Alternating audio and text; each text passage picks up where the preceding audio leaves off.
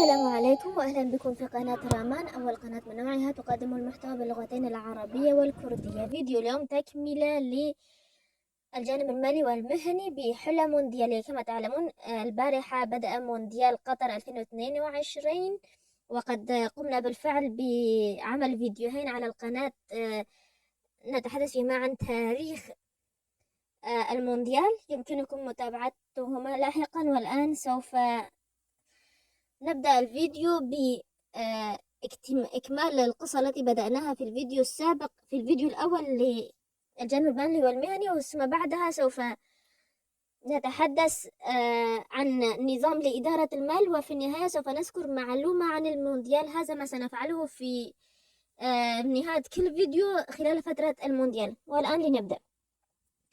انتهينا في الفيديو السابق في القصة عندما ذهب روبرت ومايك للعمل في متجر والد مايك، والذي كل سبت 3 ساعات يحصلون على 30 سنت ينفقها روبرت في 3 قصص ينهيها في 3 أيام، ثم ينتظر 3 أيام أخرى حتى يعمل ليحصل على المال، وهكذا لمدة 3 أو 4 أسابيع. في أحد الأيام جاء والد روبرت، والده الفقير، وأخبره عن أحوال تعلمه عند والد مايك، فهو ذهب إليه ليتعلم كيف يكسب المال.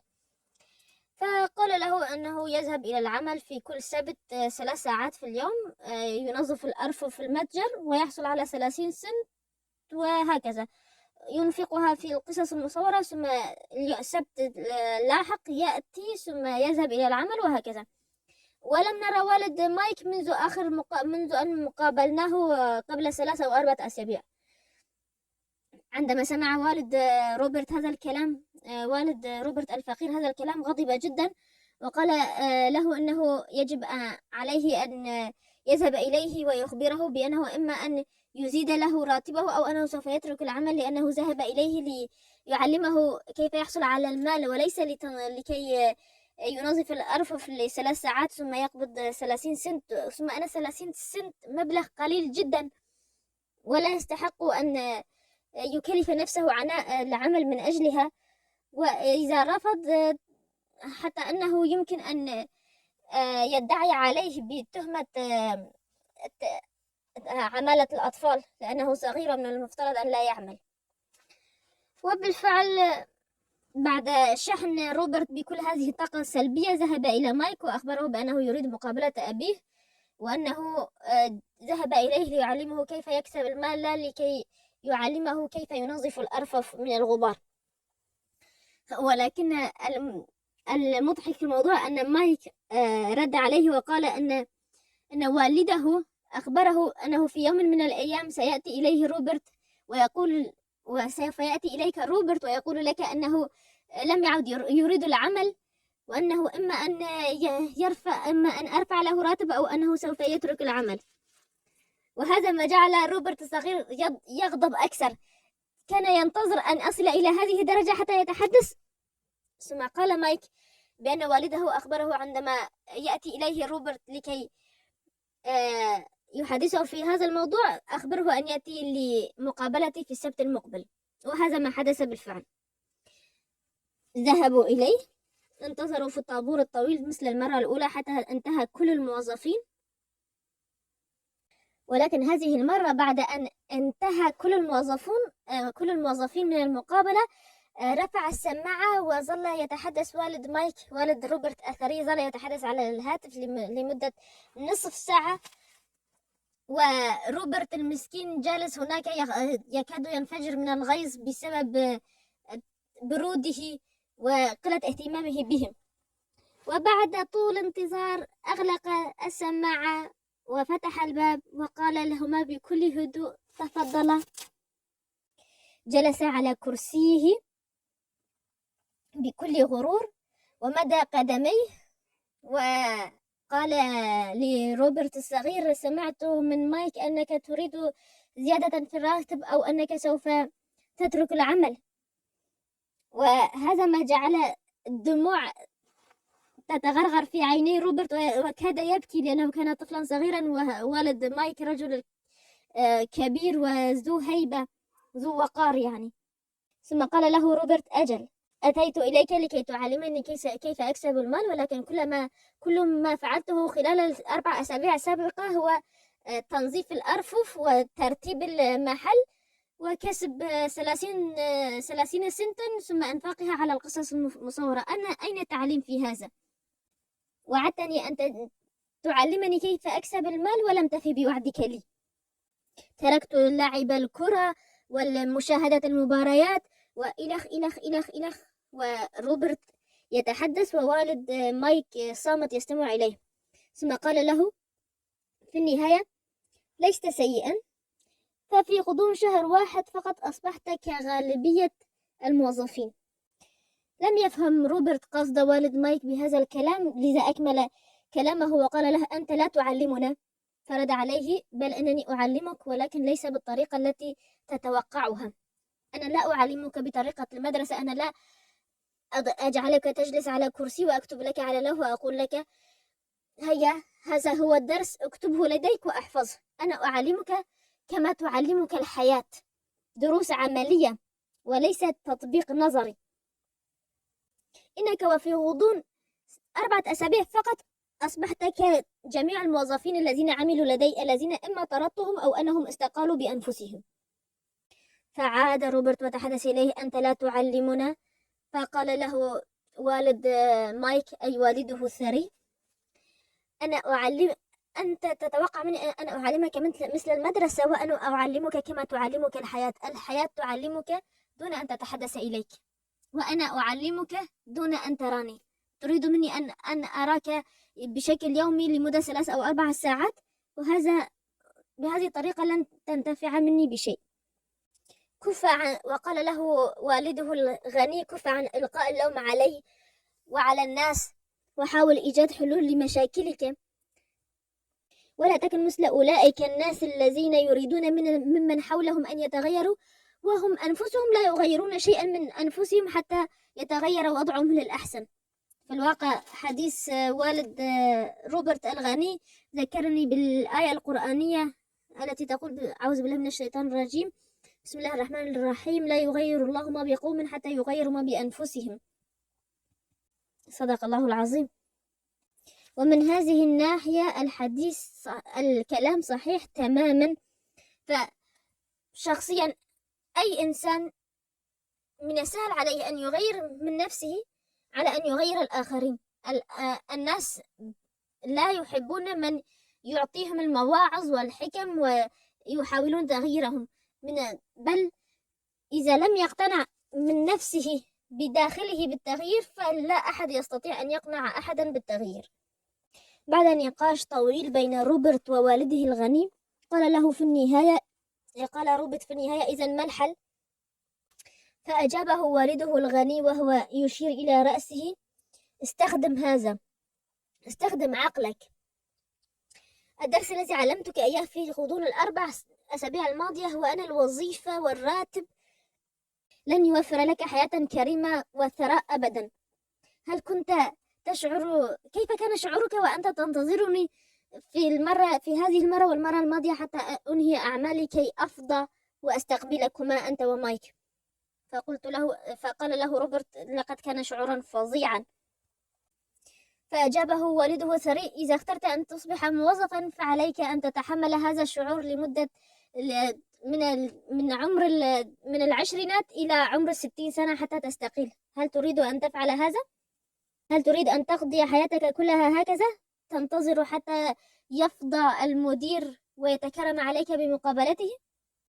روبرت ذو 9 سنوات أصبح يعلم كيف سوف تصبح حياته إذا قرر أن يصبح موظفا، وهناك أشخاص يقضون حياتهم كلها هكذا، وهم إما أن يندموا بعد أن يستقيلوا أو في نهاية حياتهم، أو لا يشعروا بأن هناك مشكلة في حياتهم أبدا.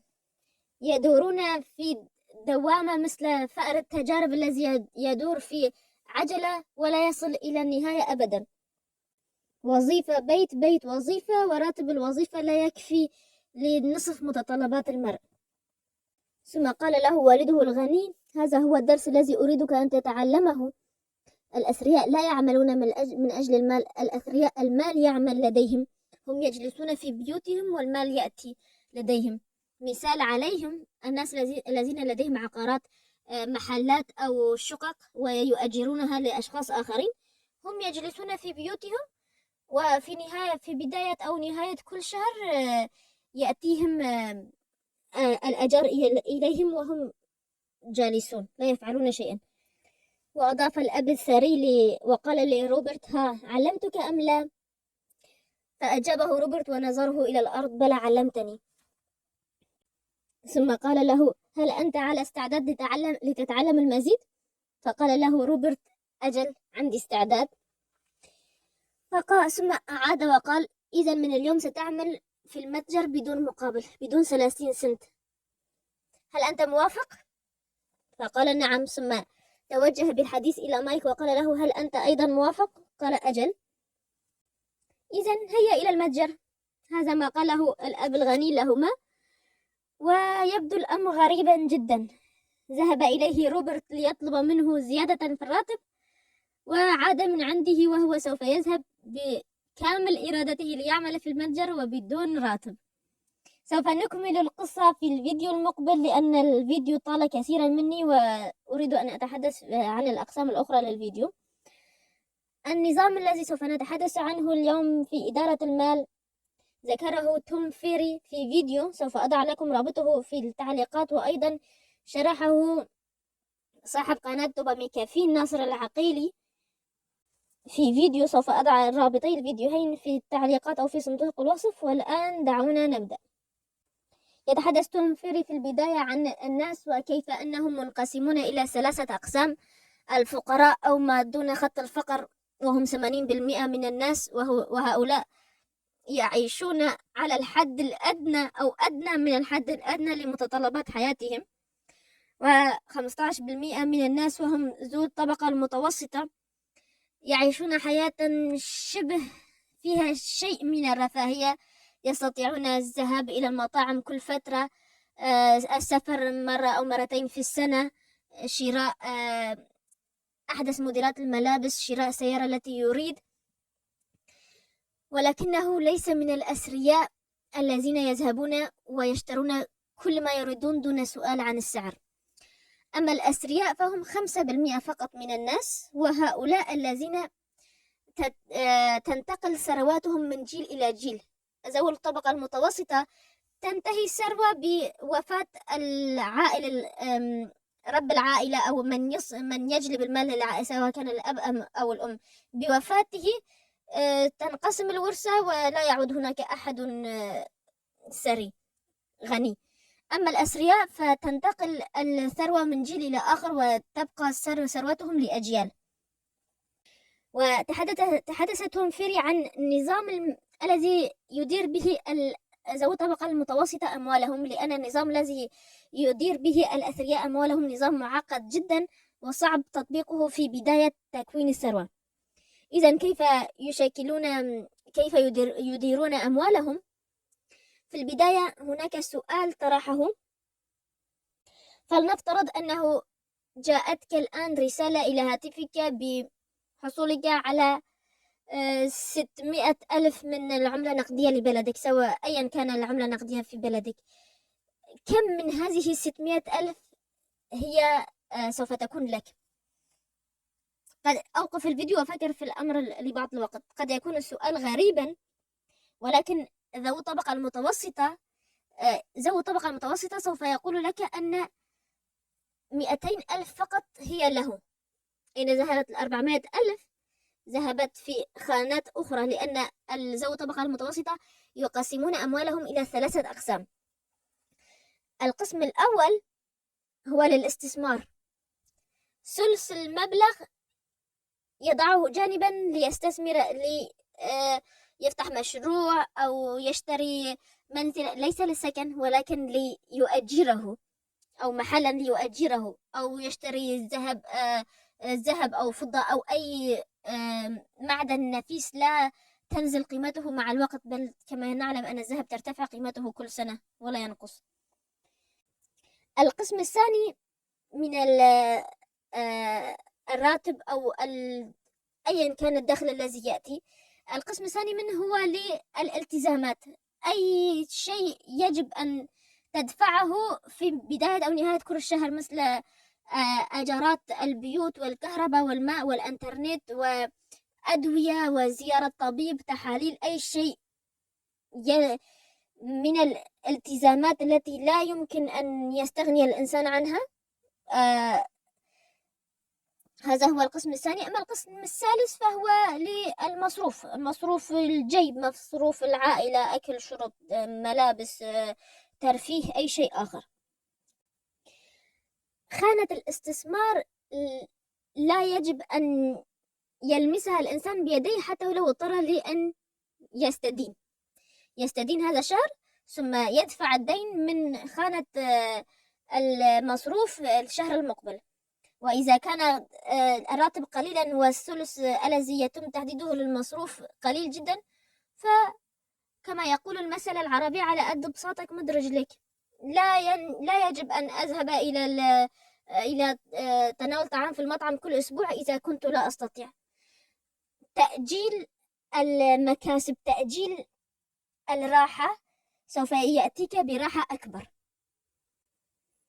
اذهب إلى المطاعم والكافيهات واشتري القهوة كل يوم من الكافيهات، ولكنك لن تصبح ثريا أبدا طوال حياتك إذا ظللت تنفق هكذا بدون أن يكون لديك أي نظام لإدارة المال، ولا تعرف كل قرش أين ذهب وكيف جاء وأين ذهب.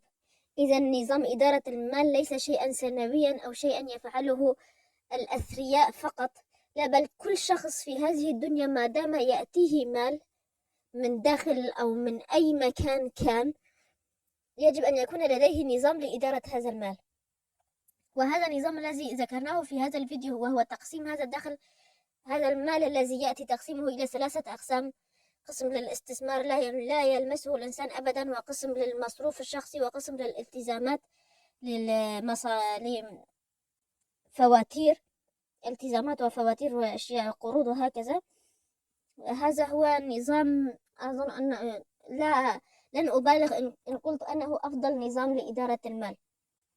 ما رأيكم أن نتوقف هنا ونكمل في الفيديو المقبل، لأن الحديث عن المال يطول. سوف نذكر الآن معلومة عن كأس العالم. هل تعلمون أن أول فريق منتخب وطني فاز بكأس العالم هو منتخب الأورجواي عام 1930، وقد كانت البطولة أقيمت في الأورجواي. أول بطولة لكأس العالم في الأورجواي وفازت بها الأورجواي.